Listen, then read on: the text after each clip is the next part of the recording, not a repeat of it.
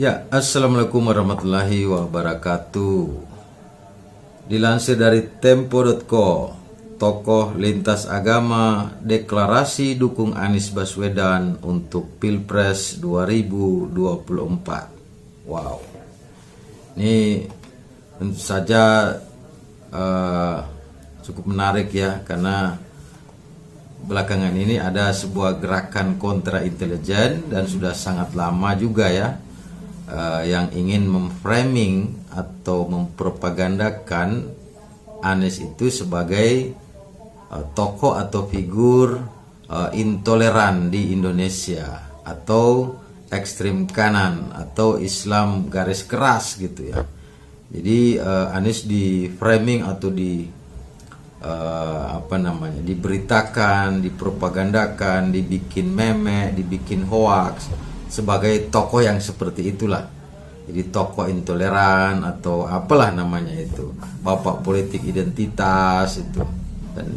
Dan tentu saja masyarakat Indonesia sudah cukup dewasa dan mempunyai akal sehat ya, sehingga masyarakat Indonesia tentu saja, atau dalam hal ini masyarakat religius dari semua agama yang ada di Indonesia, tentu saja tidak percaya dengan propaganda-propaganda negatif itu atau framing-framing yang dirancang itu tentang sosok Anies Baswedan. Padahal karena memang faktanya Anies tidak seperti itu. Banyak fakta, banyak bukti, dan warga Indonesia melihatnya langsung, khususnya warga DKI Jakarta saat Anies memimpin sebagai gubernur ibu kota Jakarta selama 5 tahun itu. Ya, coba kita baca ulasan atau beritanya ya. Para tokoh pendidikan dan tokoh lintas agama yang tergabung dalam Laskar Angkatan Muda Anies Baswedan, Laskar Aman, mendeklarasikan dukungan untuk Anies Rashid Baswedan maju sebagai calon presiden di 2024. Deklarasi dukungan untuk mantan gubernur DKI Jakarta itu digelar di Sopian Hotel Supomo, Jakarta hari ini. Relawan Laskar Aman ini merupakan organik dan bukan bayaran. Dukungan kepada Anies Baswedan sebagai bentuk kecintaan pada Ibu Pertiwi, ujar juru bicara Laskar Aman, Indra Karismi Aji, dalam keterangannya kepada awak media pada Minggu 4 Desember 2022. Indra menjelaskan Laskar Aman terbentuk karena menilai Anies Baswedan merupakan sosok yang tepat menjadi presiden untuk semua agama dan semua warga Indonesia. Hal ini telah terbukti selama 5 tahun Anies menjabat gubernur DKI Jakarta. Jadi di zaman Anies Baswedan itu malah banyak rumah ibadah dari semua agama itu berdiri ya, dan mereka beribadah masing-masing, dan tentu saja dengan aman dan damai, dalam bingkai kebangsaan Indonesia gitu. Jadi apa yang dipropagandakan dulu saat kampanye Pilkada DKI Jakarta tahun 2017, jadi banyak beredar propaganda hoax ya, bahwa jika Anies yang jadi gubernur DKI Jakarta, maka Jakarta akan menjadi provinsi syariah dan negara khilafah. Waduh, gimana itu? Kok bisa Anies model begitu? Ini kan satu propaganda atau black campaign, propaganda negatif atau hoax yang disebarkan kepada masyarakat Indonesia dan khususnya Jakarta saat itu. Dan ternyata itu gagal. Warga Jakarta tidak percaya tentang propaganda negatif itu atau framing atau hoax-hoax itu. Buktinya warga Jakarta memilih Anies sebagai gubernur dan menang saat itu melawan petahana itu. Dan saat Anies memimpin, warga Jakarta enjoy saja gitu kan. Bahkan banyak rumah ibadah itu yang sulit keluar IMB-nya, di zaman Anies dipermudah.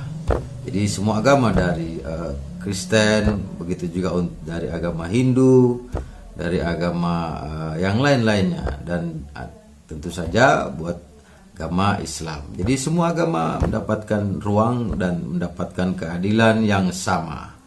Itu. Indra mengatakan hadirnya relawan Laskar Aman ingin menjadikan Indonesia sebagai negara aman dan bebas dari isu negara khilafah atau Islamisasi atau Kristenisasi yang selalu digulirkan dan menyebabkan kelompok tertentu mendapat perlakuan berbeda dan terintimidasi. Jadi Laskar Aman ini ingin mencegah polarisasi ya. Itu jadi banyak gerakan kontra intelijen yang dibayar tentunya ya, operasi-operasi itu untuk membangun polarisasi di masyarakat untuk kepentingan politik mereka. Dan pada suatu saat polarisasi ini itu bisa mengadu domba masyarakat gitu. Dan sungguh kasihan persatuan kita tentu saja akan tercerai-berai gitu ya, karena akibat isu-isu seperti ini itu. Dan alhamdulillah saat Mas Anies jadi Gubernur DKI Jakarta, isu-isu semacam ini bisa diredam. Dan warga Jakarta tentu saja berbahagia selama 5 tahun. Ya, pada dasarnya kita lanjut ya. Pada dasarnya kami sudah muak dengan narasi perpecahan, dengan politik, dengan jargon aku Pancasila dan kamu khilafah. Padahal mereka ini saudara-saudara kita juga. Sementara mereka mempunyai pandangan berbeda. Mungkin nggak seperti yang digembar-gemborkan, kata Indra. Jadi memang kemarin itu banyak ya tagline-tagline, simbol-simbol itu dibikin. Nah, padahal sebenarnya itu adalah gerakan membangun polarisasi di masyarakat, sadar atau tidak sadar. Jadi jargon-jargon itu sengaja diciptakan, kemudian dibenturkan gitu. Itu jadi Anies di framing dalam kelompok khilafah gitu. Ini lucu juga gitu ya. Padahal Anies itu alumni Yogyakarta, alumni Universitas Gadjah Mada,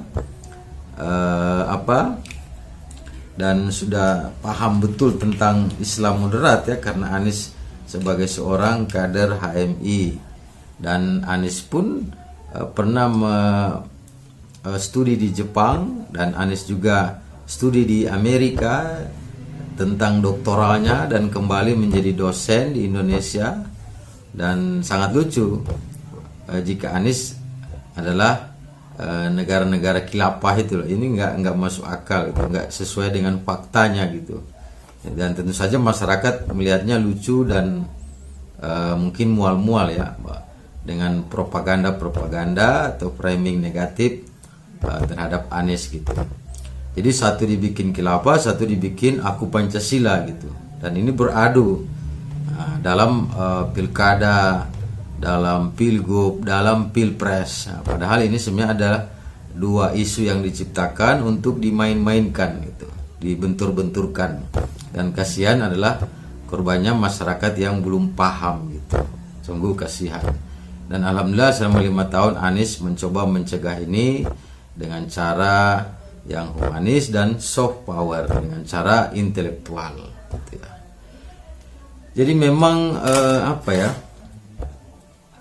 banyak ya. Nah, seperti kita lihat kemarin barusan juga demo sekelompok orang, baik itu di media sosial maupun di lapangan, sekelompok orang demo menolak kedatangan Anies di berbagai daerah. Nah, tentu saja gerakan ini ada yang membiayai gerakan model seperti ini. Ini kan gerakan-gerakan tipologi kontra intelijen ya, dan ini cukup mudah dipatahkan. Jadi masyarakat juga udah tahu, wah paling itu bikinan kelompok kontra intelijen bayaran. Kita nggak tahu siapa sih yang suruh-suruh begitu gitu ya. Ya terlalu banyak sih orang-orang yang mengatasnamakan negara inilah. Padahal intinya kan hanya kepentingan kelompok semata dan cari uang gitu. Dan kasihan masyarakat gitu. Yang demo-demo menolak Anies itu juga cuma sedikit, kadang cuma 30 orang, 50 orang. Cuma kemudian dimainkan di media seakan-akan masyarakat satu kota itu menolak Anies ya, padahal cuman 30 orang gitu kan. Itu pun kita nggak tahu siapa yang bayar gitu. Pasti ada yang bayar, karena tidak mungkin masyarakat atau mahasiswa bergerak sendiri secara alamiah, karena temanya adalah tema politik, yaitu menolak Anies karena ketakutan Anies di banyak pecintanya, dalam artian fansnya, dan menginginkan Anies sebagai presiden Indonesia di 2024 gitu. Jadi memang sungguh lucu, dan kelompok-kelompok yang demo ini itu temanya sama. Jadi temanya, diksinya itu bahwa Anies itu bapak politik identitas, intoleran lah, apalah semua, dan semua diksi itu tidak sesuai dengan fakta Anies saat menjabat sebagai Gubernur DKI Jakarta. Dan masyarakat tentu saja tidak percaya, masyarakat langsung meluah ini sudah paling demo bayaran gitu kan. Paling ini lawan-lawannya Anies juga yang bayar-bayar gitu, nggak tahu siapa gitu. Masyarakat Indonesia itu kan semakin pintar, semakin punya akal sehat, dan semakin kritis, dan semakin melawan gitu. Ya itulah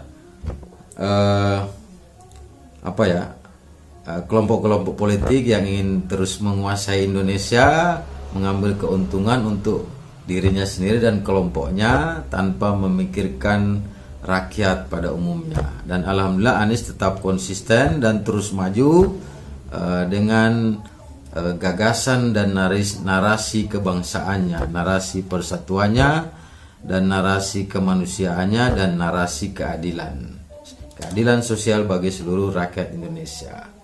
Jadi teruslah maju, pantang mundur, dan sekali layar terkembang pantang surut ke belakang. Majulah Indonesiaku, salam damai Indonesia. Sekian, assalamualaikum warahmatullahi wabarakatuh.